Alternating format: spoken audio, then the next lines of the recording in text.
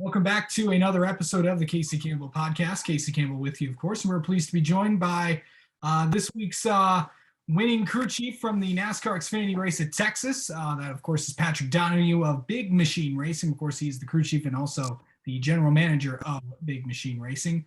How's it going? Oh, it's going pretty good. We're working away and getting ready for Charlotte now. Kind of didn't have a whole lot of time to celebrate. The trucks got back and we're turning the Texas car around to take to Charlotte. So it was a busy Monday, and we'll get through this week and get the hauler on the road, and we'll get everybody together and celebrate a little bit. But short week to get to Charlotte, and like I said, we're going to take the same car that we raced at Texas to Charlotte. Austin Dillon's going to drive it, so we're going to run the same one there. And I know at the beginning of the season, you guys had speed but didn't have the luck, and then obviously it led to with a bunch of drivers being in the car. What has the season been like for this team? A lot of I hate to say disappointment, but it was disappointment because, like you said, we started off with high hopes, and we did have speed. Our Daytona car was fast. We were running, 10th at California, and we had a fast enough car to run top 10, and we crashed and destroyed that car. And then we went to Vegas, and we were decent. Had a loose wheel, and again, that car was capable of running top 15. And then, we fast forward a little bit, and you go to Atlanta. We had a really a car that I felt like we could win, and we got wrecked, and that one hurt a lot. Like I that really bothered me for most of the Sunday and then probably into Monday. But because we were really, really good. We had plenty of speed, and could have done it that day under better circumstances. And so I feel like more races than not, we've been capable of running up front, and we just couldn't close out the deal. I said we were the fastest 70% race team in the grid. Like we could get 70% of the way there, and then something would happen, So yeah, that was it was a lot of crash parts, a lot of messed up chassis and body panels, and it's been a lot of work digging out of that hole for sure. Yeah. So I know that there's been a lot of drivers that have been in this car this season. Obviously, last few weeks, Kaz was in there a few weeks ago. Now Reddick's been in there the last two. Austin's going to be in there this week. Am I correct? Is there going to be someone different for Portland? Is Jade going to be back in there? Yeah. I mean, it looks like Jade's going to be in it. Yeah, we were doing some simulator work with him yesterday morning and getting him to and Jay's been there. He's raced there before, so we're going to take him to Portland. Kaz ran those two races for us, and Kaz did great. We had a top 10 car at Dover, and we had a loose wheel under green, and we had to pit under green and tighten the right front up, but we were we weren't going to win at Dover, but we were a top 10 car, and so that kind of stung a little bit for us. But so we don't want a revolving door of drivers. That's not what Scott wants, and it makes it hard on the guys when we're swapping seats and all the things that go along with that. So we're trying to narrow that down. It's not going to be a revolving door. It's going to be pretty defined on who's going to drive it here for most of the year moving forward. Okay. So obviously then you have, after Portland, you had 2 weeks off. So probably that's what's going to get figured out, and probably we'll know by this team's home race kind of in Nashville. I'm pretty sure Tyler will be in it at Nashville. There's obviously the last 8 races.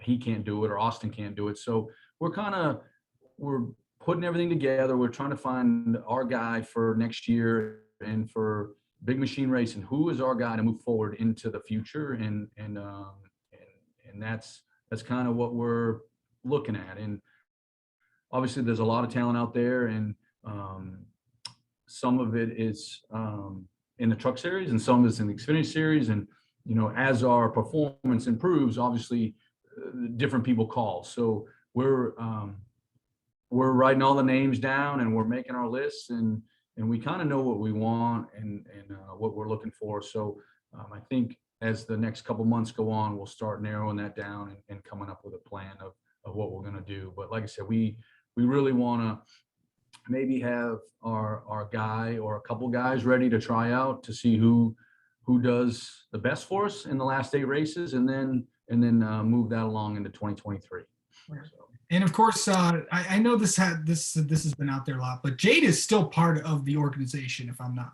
Absolutely, yes. Like I said, he was here yesterday, and he's going to Portland and next week, and then and he still goes with Scott when Scott races and runs his tests and runs his Trans Am TA2 car. And he's still Scott's driver coach.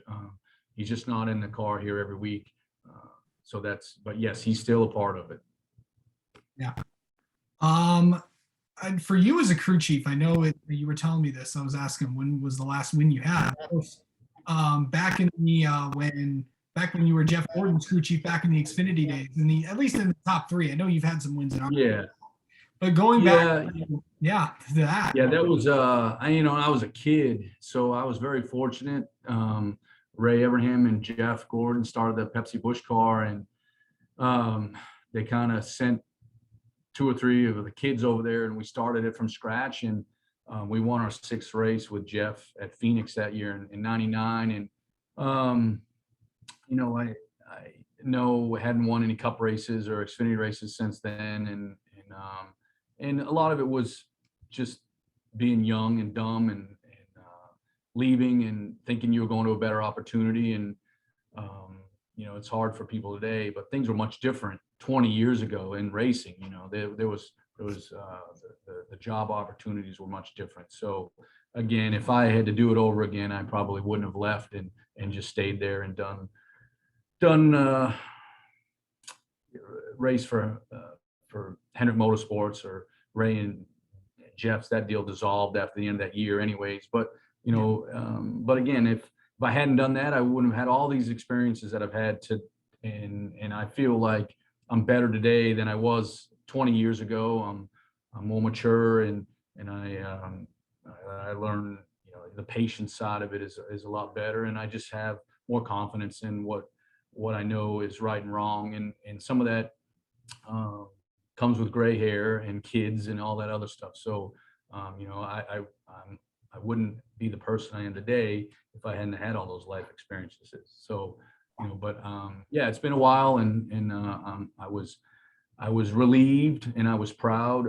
I wasn't. Everybody's asked me, "Oh, you didn't get all excited." Well, I expect to win. I expect us to win here. I knew last year that we were building something that could win. Scott and I talked, and we were building something that to win races, not just be there. And so the expectation has always been there. And Saturday was just a culmination of work and effort by a lot of people here at RCR, ECR, and Tyler Reddick, and to go win Texas. And lo and behold, we did. I've joked with people. It was all I did was not mess it up and not do anything dumb and take ourselves out of the game. So that was our plan all along, was to go win Texas, and we were able to follow through with that. Yeah, for sure. So kind of going into, let's talk about the partnership this year, or obviously the big announcement last year, of course, this year now with you now under the RCR stable, with all the technical alliances that you have. Obviously it's from the difference has been night and day compared to what the team was last year. Well, you got to understand, January 3rd of last year, we had nothing. Like, we didn't have a shop, we didn't have a race car, batteries, toolboxes, nothing. Mm-hmm. So it was just a matter of getting to the racetrack, and I focused on the basics. Like, we just had the very basics. So moving forward, I knew what I wanted to do, and Scott and I had discussed it when we put this together, that this is where I wanted to be. I'm like, if we want to contend for race wins and championships, we have to be aligned with an RCR that has a real good program, that is open to customers and the sharing of information. And that was my plan all along. I know so many people here, from Danny Lawrence to Andy Petrie, Sammy Johns, the guys at the engine shop I've dealt with for a long time. So I knew everybody here. I just have never worked on in the building. So I knew what was here, and I knew if we came here and kept our mouth shut and just did our job and used RCR as a big library for information, and then go race. We're not here to re-engineer the wheel and tell them how I used to do stuff. I came here because I want to do it like them. I wanted fast race cars, and that's why we're here. So our job again is to use all the information that's available to us to go to the racetracks on Friday mornings and be the best that we can be. And that's how I looked at it when we came in here. And to this day, I do the same thing. There's a lot of smart people here, and I just try to feed off them and get the answers that I've not always been able to get. Yeah. That's the best way to put it. So. Obviously the win does wonders, and obviously you can go out and do it again this weekend at Charlotte. You got another from Tyler Reddick to Austin Dillon. You got another strong car out there. Yeah, that's the goal, is to try to keep this thing up front and contend for race wins.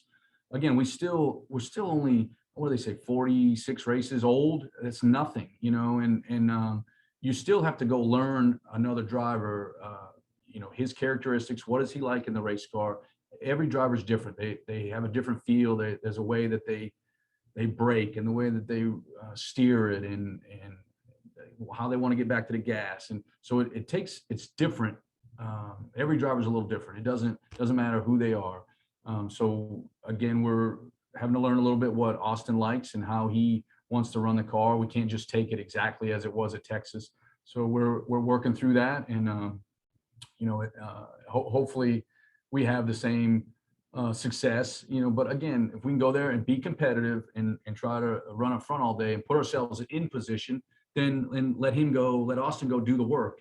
So I'm excited for it. He's run well there. I can't remember. He's won quite a few races there, from the Coke 600 to Xfinity races. So we know he's capable of doing it, and I'm excited to have him, and believe in us that we can go do it. He said he would do this before Darlington in Texas. So it was good that again that he believed in the equipment that we had and the people that are here to put it together. All right. Well, Patrick, thank you so much for coming on and talking with us, and good luck this weekend at Charlotte. Thanks a lot. Thanks for having me.